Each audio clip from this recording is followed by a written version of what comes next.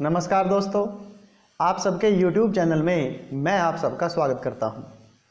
दोस्तों, आज की हमारी इस वीडियो में तर्क संग्रह में जो पोर्शन हमारा बच चुका है उस पोर्शन को हम इस वीडियो के अंदर पढ़ेंगे। दोस्तों, अब तक हमने अनुमान प्रमाण तक तर्क संग्रह को कर लिया था और अब इस वीडियो में हमारे पास देखिए आपके सामने यहाँ पर एक पेज खुला है जिस पर लिखा है सव्यभिचार विरुद्ध सत प्रतिपक्ष असिद्ध बाधिता पंच हेत्वाभासा। यानी कि आज हमारा जो टॉपिक है वो शुरू होता है हेत्वाभास से। दोस्तों, हेत्वाभास के बारे में मैं थोड़ा सा आपको पहले बता देता हूँ। हेत्वाभास का अर्थ होता है हेतुवद आभासन्ते इति हेत्वाभासा, अर्थात जो हेतु की तरह जिनका प्रयोग होता है वो हमारे हेत्वाभास होते हैं। आपको पता है कि स्वार्थ अनुमान और परार्थ अनुमान ये अनुमान के दो भेद होते हैं और जब हम परार्थ अनुमान पर जाते हैं तो वहाँ पर हम पंच अवयव वाक्यों का प्रयोग करते हैं और वो पंच अवयव जो होते हैं वो हमारे हैं प्रतिज्ञा, हेतु, उदाहरण, उपनय और निगमन। दोस्तों, वहाँ पर दूसरे नंबर पर आता है हेतु, इसलिए यहाँ पर देखिए वो था हमारा जो हेतु होता है वहाँ पे कारण होता है, लेकिन ये क्या है हेतुवत आभासन्ते। यहाँ पर जो आपको हेतु मिलेगा यह हेतु नहीं होगा बल्कि हेतु की तरह इसका आभास होता है, इसीलिए दोस्तों इसको कहते हैं हेत्वाभास। और यह 5 प्रकार का होता है सव्यभिचार, विरुद्ध, सत प्रतिपक्ष, असिद्ध और बाधित, जो बाधित हमारा है यहाँ पर। उसके बाद सव्यभिचारो, इसको कहा जाता है अनेकांतिकः। देखिए दे रखा है यहाँ पे सव्यभिचारो अनेकांतिकः। सव्यभिचार को अनेकांतिक भी कहते हैं। सत्रिविधः, और वह 3 प्रकार का होता है साधारण, असाधारण, अनुपसंहारी भेदात्। वह 3 प्रकार का होता है साधारण, असाधारण और तीसरा हमारा होता है अनुपसंहारी। दोस्तों, अब यहाँ पे सबसे पहले साधारण की डेफिनेशन है तत्र साध्य अभाव वद्वृत्ति साधारण। यानी कि जहाँ पर साध्य जिसको आपको प्राप्त करना है वो अगर उसका ही अभाव हो उस वृत्ति को हम कहते हैं साधारण। जैसे देखिए यथा पर्वतो वह्निमान् प्रमेयत्वात्, कि जैसे पर्वत अग्नि से युक्त है। क्यों भाई? क्योंकि प्रमेयत्वात् उसका ज्ञान ग्रहण किया जाता है। तो यहाँ पर कहते हैं अत्र प्रमेयत्वस्य वह्नि अभाववती हृदय विद्यमानत्वात्। यहाँ पर प्रमेयत्व तो है लेकिन वह्नि का अभाव किसमें होता है? हृद मतलब तालाब में, यानी तालाब में अग्नि नहीं होती है। अगर मैं ये कहें, हम यहाँ पर ये बात बोलें कि हृदय अग्नित्वात्, कि तालाब के अंदर अग्नि है, तो आपको पता है वहाँ पे नहीं होगा, यानी साध्य का वहाँ पर अभाव हो गया, इसलिए यहाँ पर होता है हमारा साधारण सव्यभिचारी जो हमारा हेत्वाभास होता है।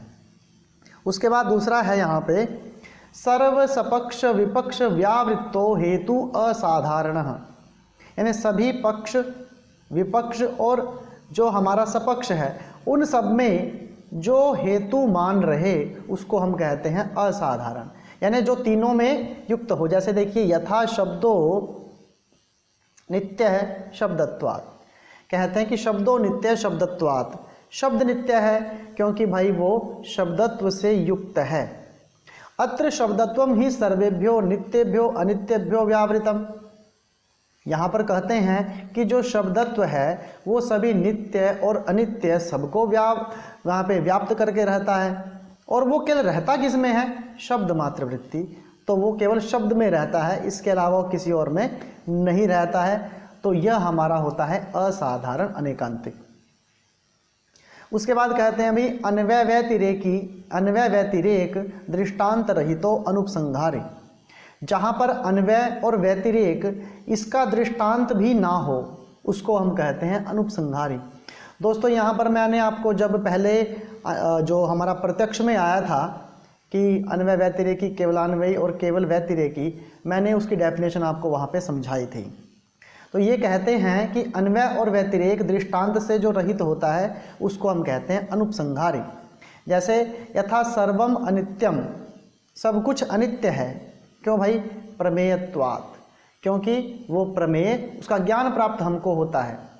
तो यहाँ पर कहते हैं अत्र सर्वस्य अपि पक्षत्वात्, लेकिन सारों का पक्ष देने वाला दृष्टांत तो नास्ति, कोई दृष्टांत यहाँ पर है ही नहीं है, इसलिए यहाँ पर हो गया हमारा अनुपसंहारी, यानी वो हो भी सकता है और नहीं भी हो सकता। उसके बाद आगे चलते हैं, साध्य अभाव व्याप्तो हेतु विरुद्ध। साध्य जिसको हमें प्राप्त करना है, अभाव व्याप्त, जब उसका अभाव चारों ओर फैला हो तो ऐसे हेतु को हम कहते हैं विरुद्ध।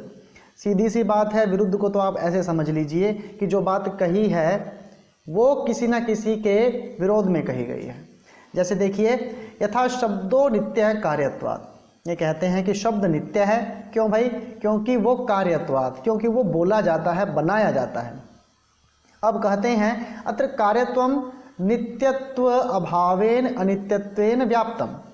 अब जो कार्य होता है वो नित्यत्व के अभाव से अनित्यत्व में फैला हुआ है, यानी नित्य से लेकर, नित्य वस्तुएं वे होती हैं जिनका कभी अभाव नहीं होता है, और अनित्य वस्तुएं वे होती हैं जिनका सदा ही अभाव रहेगा। अभाव का मतलब क्या है? नित्य हमेशा स्थिर रहता है और अनित्य हमेशा खत्म होती है।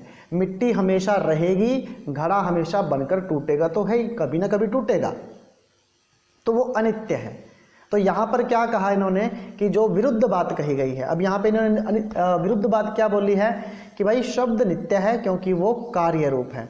अब जो चीज़ यहाँ पर नित्य हो गई वो कार्य कैसे हो सकती है?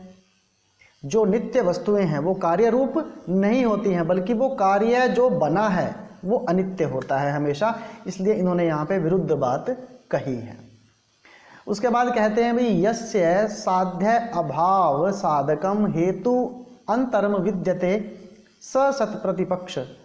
अब सत प्रतिपक्ष को यहाँ पे इन्होंने बताया है कि जिसके साध्य अभाव, जिसको साधना है उसका अभाव वहाँ पर हो, लेकिन साधकम हेतु अंतरम विद्यते, लेकिन उसका साधन, उसको प्राप्त किसी और तरीके से किया जा सकता है।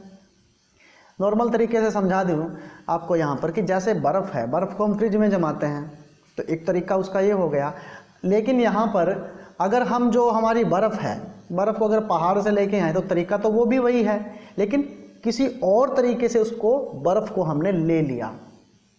ठीक है, अब खाना तो रसोई घर में चूल्हा जो सिलेंडर है उसकी आग पर भी पकाया जा सकता है, और खाना तो दूसरी जगह पर जो चूल्हा है, नॉर्मल चूल्हे पहले गांव में जलते थे, उस पर बनाया जा सकता है। तो ये क्या हो गया? सत प्रतिपक्ष होता है। तो यही बात यहाँ पर इन्होंने कही है कि साध्य का अभाव साधक, जो अन्य हेतु अगर मिल जाता है तो उसको हम कहते हैं सत प्रतिपक्ष। अब दोस्तों यहाँ पर देखिए क्या कहते हैं, यथा शब्दों नित्य श्रावणत्वात्।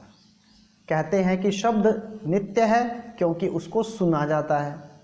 फिर आगे एक बात और बोलते हैं, शब्दों अनित्य कार्यत्वात् घटवत्।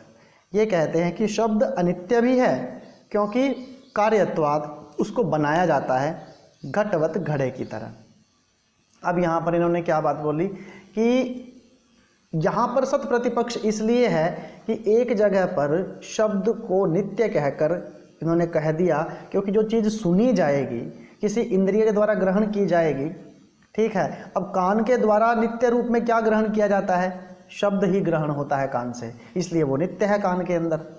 फिर कहते हैं कि शब्द अनित्य भी है क्योंकि वो कार्यत्वात् है, उसको बनाया जाता है। सुनने के बाद शब्द की जो सत्ता है ये कहते हैं खत्म हो जाती है, उस टाइम तो ख़त्म हो जाती है, लेकिन दोबारा प्रयोग करेंगे तो दोबारा से वो आ भी सकती है। अब यहाँ पर कंपैरिजन किसके साथ किया है? कार्य का घड़े के साथ किया है कि जैसे घड़ा है उसको बनाया जाता है, उसी प्रकार शब्द को भी बार बार बोलकर ही बनाया जाता है, इसलिए यहाँ पर हो गया सत प्रतिपक्ष। उसके बाद आता है दोस्तों यहाँ पे असिद्ध। तो असिद्ध का मतलब वो सिद्ध नहीं होता है, तो असिद्धस् त्रिविधः, असिद्ध तीन प्रकार का होता है, आश्रय असिद्ध, स्वरूप असिद्ध और व्याप्त्व असिद्धश्चेति। ये इसके 3 भेद हैं। तो सबसे पहले है आश्रय सिद्ध। आश्रय आपको पता है, आश्रय होता है जहाँ पर कोई वस्तु रखी जाती है। जैसे हम लोग घर में रहते हैं तो घर हमारा आश्रय है। तो यहाँ पर कहा है कि गगन अरविंदम सुरभि, आकाश रूपी कमल सुगंधित है। क्यों है भाई? अरविंदत्वात्, क्योंकि वो एक अरविंद है, वो एक कमल है। सरोज अरविंदवत, क्योंकि जैसा तालाब के अंदर कमल उगता है वो उसकी तरह अरविंद है। तो यहाँ पर क्या कहते हैं? अत्र गगन अरविंदम आश्रयः, यहाँ पे आकाश जो है उस अरविंद का आश्रय है, उस कमल का आश्रय है। लेकिन भाई स च नास्ति एव, वो तो कभी होता ही नहीं है। अब आपको पता है दोस्तों, आकाश में कौन से कमल खिलते हैं भाई? तो ये बात असिद्ध होती है कि नहीं होती है? तो ये हो गया हमारा आश्रय असिद्ध। उसके बाद कहते हैं सोपाधि को व्याप्त्वात् असिद्ध, उपाधि से युक्त, उपाधि किसी नाम को बोलते हैं, उपाधि से युक्त जो हमारा असिद्ध होता है उसको कहते हैं व्याप्तो असिद्ध। देखिए क्या कहते हैं यहाँ पे, साध्य व्यापकत्वे सति साधन अव्यापकत्वम उपाधित्वम। साध्य की व्यापकता को जब साधन में व्यापक मान लिया जाए तो उसको हम उपाधि कहते हैं। जैसे देखिए अब ये बताएंगे आगे, साध्य समान अधिकरण अत्यंत अभाव प्रतियोगित्वम साध्य व्यापकत्वम। अब यहाँ पर ये क्या कहते हैं, देखिए ध्यान से, साध्य समान अधिकरण, जो साध्य होता है वो समान अधिकरण पर रहता है। जैसे धुआं है और नीचे उसके आग है, और धुआं आग एक दूसरे के साथ संबंध है, तो दोनों कैसे हैं भाई? दोनों समान अधिकरण पर है। तो कहते हैं अत्यंत भावात् प्रतियोगित्वम, जब दोनों साध्य और साधन एक दूसरे के साथ प्रतियोगिता करें तो वो होता है साध्य व्यापकत्वम। उसके बाद कहते हैं साधन वत निष्ठा अत्यंत अभाव प्रतियोगित्वम साधना व्यापकत्वम।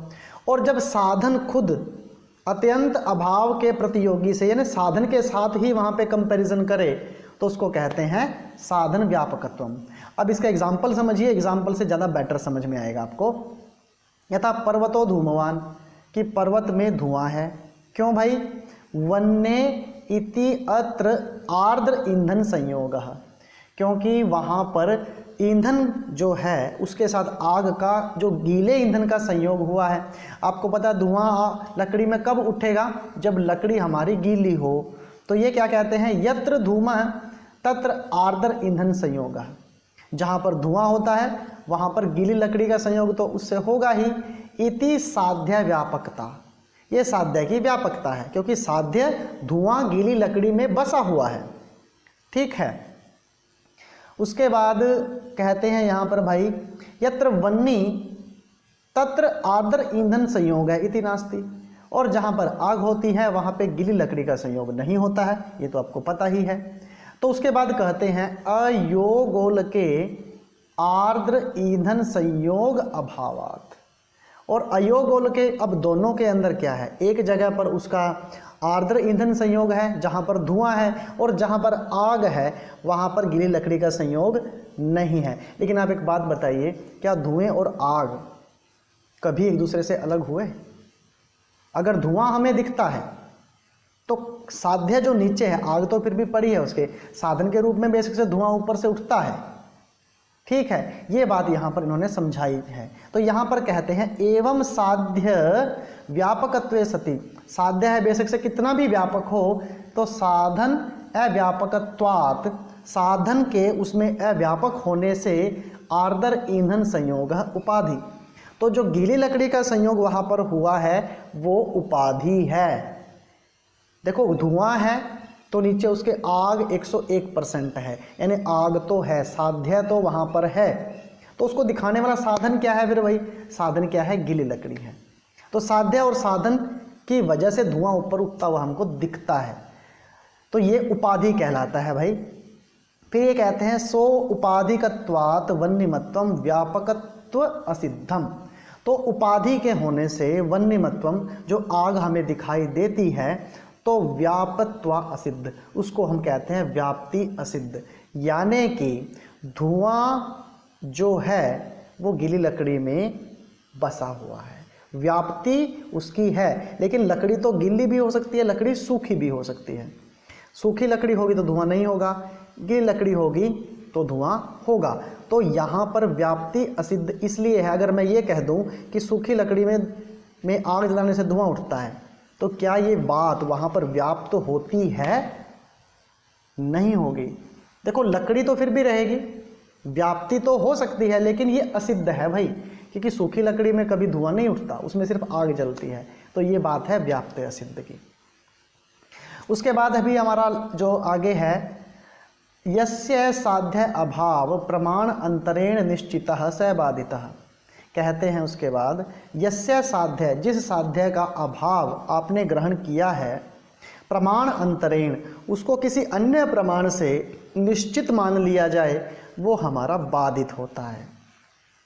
जैसे बाधित का तो आपको पता ही है, उसका बाद हो जाए। जैसे देखिए, यथा वह्नि अनुष्णः, आग गर्म नहीं होती पदार्थत्वात्, क्योंकि वो पदार्थ है, पदार्थ तो है ही, लेकिन जलवत, जैसे पानी होता है। अब एक बात बताइए भाई, आप इस वाक्य के अंदर इन्होंने आग को ठंडी बोला है, पदार्थ बोला है, पदार्थ तो हम मानते हैं जल की तरह होता है, लेकिन अत्र अनुष्णत्वम साध्यम, हमको यहाँ पे साध्य क्या है? अनुष्णत्व साध्य यहाँ पर है, लेकिन तद अभावः उष्णत्वम, लेकिन उसका जो अभाव उष्णत्व गर्मी है, स्पर्श प्रत्यक्षेण गृह्यते, स्पर्श प्रत्यक्ष से हम ग्रहण करके देखेंगे कि वो ठंडी होती है, गर्म होती है। तो ये बात आपको यहाँ पे समझनी है।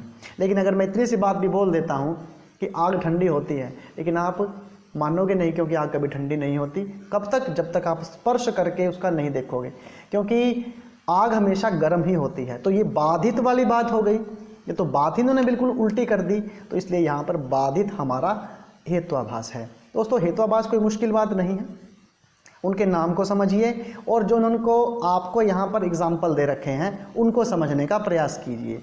इन्हें जो आपको एग्जाम्पल देंगे और जो साध्य आपको प्राप्त करना है उसका जो आपको हेतु देंगे, जो जड़ देंगे, वो हमेशा गलत होगी। यही हमारा हेत्वाभास होता है। छोटी सी बात है, आप इसकी ये समझ लीजिए, ठीक है। ये हमारा अनुमान हो गया। अब देखिए उपमान को देख लेते हैं। उपमिति करणम अनुमानम, उपमिति का जो करण होता है, साधन होता है, उसको हम कहते हैं उपमान। अब दोस्तों उपमान का मतलब आपको पता भी होगा, आपने पढ़ भी रखा होगा। उपमान होती है किसी के साथ तुलना करना, समानता करना। अब देखिए इसमें संबंध कौन सा होता है भाई? संज्ञा संजी संबंध ज्ञानम अनुमिति, संज्ञा और संज्ञे का जो संबंध बताए ऐसे ज्ञान को हम कहते हैं उपमिति कहते हैं। तत्करणम सादृश्य ज्ञानम, और उसका जो साधन होता है उसको हम कहते हैं सादृश्य का ज्ञान, एक दूसरे के साथ समानता करने का ज्ञान। फिर कहते हैं अतिदेश वाक्यार्थ स्मरणम व्यापारः। अतिदेश जो अलग जगह होती है, वहाँ किसी वाक्य के अर्थ को स्मरण करना, उसको याद करना ही व्यापार होता है। अब वो बात हम बार बार बोलते हैं कि जैसे आपने गाय देखी है, घर की गाय देखी है, बाड़े में बंधी हुई गाय देखी है, लेकिन जंगल में जाते हो वहाँ पे आपको नील गाय दिखती है, तो आप क्या कहोगे? भाई ये भी गाय है, वो भी गाय है, लेकिन रंग में फ़र्क है। तो यानी अतिदेश, क्या आप तक कहाँ चले गए आप? आपने उस वाक्य के अर्थ को स्मरण किया जो पहले था, आपको जो ज्ञान था उसको याद करते हो वहाँ पर पहुँचाने के लिए। यही वाक्यार्थ का स्मरण जो होता है, इसको हम कहते हैं व्यापार।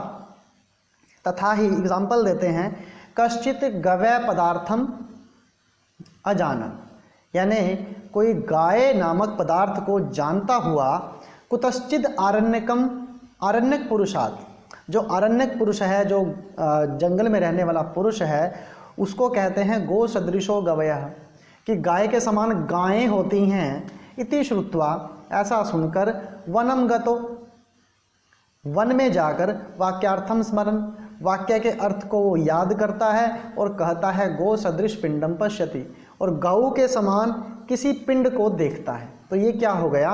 एक वाक्य के अर्थ को दूसरे वाक्य के अर्थ के साथ कंपैरिजन करना, ये होती है उपमिति। और इसका संबंध कौन सा होता है? संज्ञा संजी संबंध ज्ञानम, ये बात आपने याद रखनी है। तद अनंतरम अयम गवयः पदवाच्यः इति उपमेतिर उत्पद्यते। उसके बाद ये गाय है, ये पदवाच्य जो पैदा होता है इसको हम उपमिति कहते हैं। इति उपमानम, ये हमारा उपमान हो गया। अब उसके बाद भाई आता है शब्द, कहते हैं आप्त वाक्यम शब्द। आप्त होता है श्रेष्ठ, श्रेष्ठ व्यक्ति का जो वाक्य होता है वो शब्द कहलाता है। और आप्तस्तु यथार्थ वक्ता, और आप्त वो होता है जो सच बोलने वाला व्यक्ति हो। फिर कहते हैं, अब ये वाक्य वर्ड आया, वाक्य की डेफिनेशन क्या है? वाक्यम तु पद समूह, वाक्य पदों का समूह होता है। शक्तम पदम, और शक्तम पदम जिसमें शक्ति हो ऐसे को हम पद कहते हैं। अस्मात् पदार्थम अयम अर्थो बोधव्य, तो पद का यहाँ पर हमको ये अर्थ जानना चाहिए। इति ईश्वर संकेतः शक्ति, इसके अंदर ईश्वर की संकेत शक्ति कार्य करती है। उसके बाद कहते हैं भाई देखिए, आकांक्षा योग्यता सन्निधिश्च वाक्यार्थ ज्ञान हेतु। जो आकांक्षा होती है जानने की इच्छा, योग्यता पदों में अर्थ देने की जो योग्यता होती है, और सन्निधि होता है मेल, इसको वाक्यार्थ के ज्ञान का हेतु कहा जाता है। ठीक है, तो ये तीन चीजें वाक्य के अंदर होनी चाहिए। उसके बाद कहते हैं भाई, अभी आकांक्षा की डेफिनेशन आ गई। पदस्य पदांतर व्यतिरेक प्रयुक्त अन्वयानुभाषकत्वम आकांक्षा। सीधी सी बात यह है कि जब एक पद के बाद पदस्य पदांतर दूसरे पद को आप बोलते हो तो व्यतिरेक एक एक को बोलते हो तो प्रयुक्त अन्वय, दोनों का अन्वय प्रयुक्त होना चाहिए, इकट्ठा करना चाहिए आपको। और एक एक को बोलते जाओगे तो अनुभाषकत्वम, एक दूसरे को बोलते रहने से मन में आकांक्षा पैदा होती है।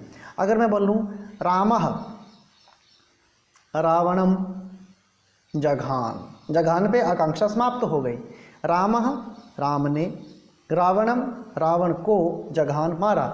तो यहाँ पर प्रतिपद को बोलते वक्त मन में एक जिज्ञासा रहती है, इसलिए इसको बोलते हैं आकांक्षा।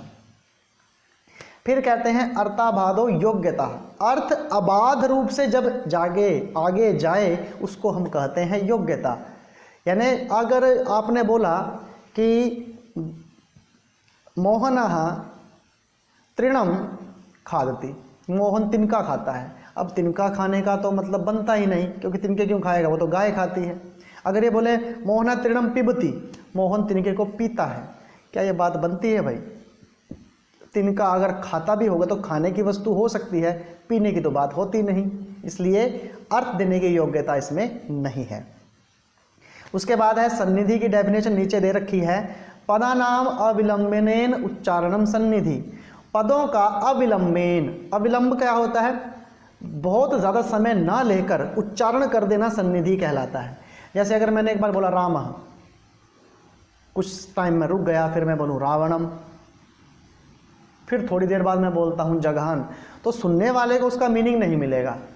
यही हमारी सन्निधि होती है कि हमको पदों का बिना विलंब से उच्चारण करना चाहिए। फिर कहते हैं आकांक्षा आदि रहितम वाक्यम न प्रमाणम, आकांक्षा आदि रहित से जो रहित होता है उसको हम वाक्य को कभी प्रमाण नहीं मान सकते।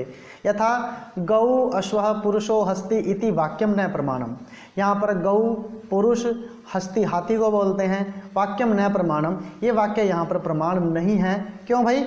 आकांक्षा विरहात, इनमें कोई जानने की इच्छा ही नहीं है, ये शब्द हैं। अग्निना सिंचति इति वाक्यम न प्रमाणम, और मैं कहूँ अग्नि से सींचता है तो ये वाक्य ही प्रमाण नहीं है, क्योंकि अग्नि से सेचन कार्य कभी नहीं होता है। योग्यता विरहात, क्योंकि उसमें अर्थ देने की योग्यता नहीं है।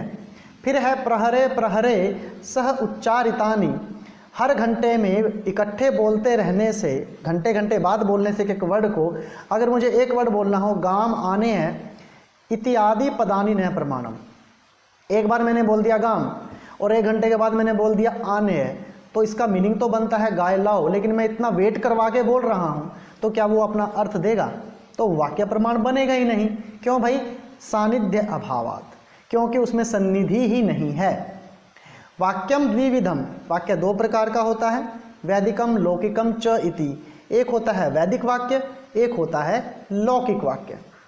फिर कहते हैं वैदिकम ईश्वरोक्तवात्, जो वैदिक होता है वो ईश्वर उक्त होता है, और सर्वम अपि प्रमाणम, और वह सबके लिए प्रमाण होता है।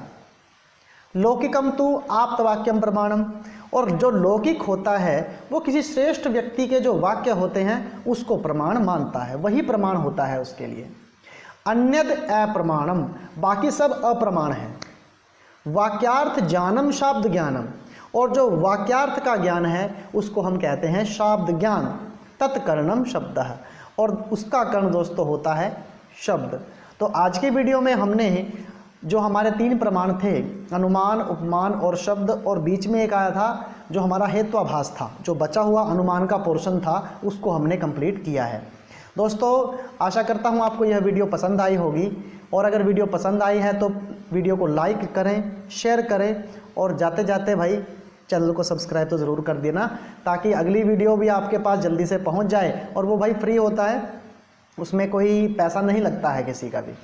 और इसमें अगर आपको कोई क्वेश्चन पूछना है तो कमेंट बॉक्स में आप अपना कमेंट डालकर प्रश्न भी पूछ सकते हैं।